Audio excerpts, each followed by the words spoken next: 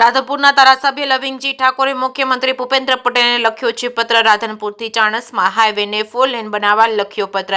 કચ્છથી રાધનપુરથી પાલનપુરથી મહેસાણાથી અમદાવાદ સુધી 4 lane road બની ગયો છે, પરંતુ રાધનપુરથી ચાણસ્મા 4 લેન રોડ મંજૂર કરવાની કામગીરી બાકી છે। રાધનપુરથી ચાણસ્મા હાઈવે પર અમદાવાદ, બનાસકાંઠા અને કચ્છ સુધીના વાહનોનો ભારે ટ્રાફિક પસાર થાય છે। રાધનપુરથી ચાણસ્મા 4 લેન હાઈવે બનશે તો માર્ગ અકસ્માત ઘટશે અને વાહનોનું ઈંધણ બચશે।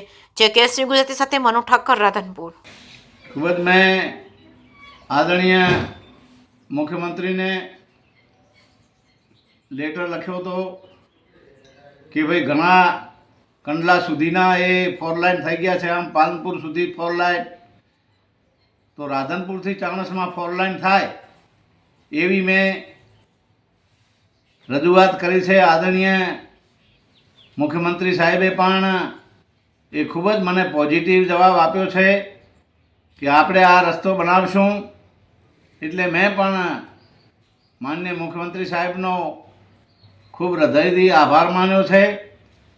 બીજા સાથે સાથે મારા રાધનપુરમાં વિકાસના કાર્યો છે, એ વર્ષો જૂની માંગ હતી રાધનપુરને કે મીઠું પાણી મળી રહે, એ માટે રાણકપુરથી રાધનપુર સુધી એક નવી પાઇપલાઇન નાખીને નવો ફિલ્ટર પ્લાન્ટ અહીંયા મંજૂર કર્યો છે સરકારે, અને સાથે સાથે અહીંયા ગટરનું કામ પણ પૂરજોરથી ચાલે છે અને નળ સે જલનું કામ ચાલે છે। વરસાદી પાણીનો પણ નિકાલ થાય એના માટે અમે વ્યવસ્થા કરી છે।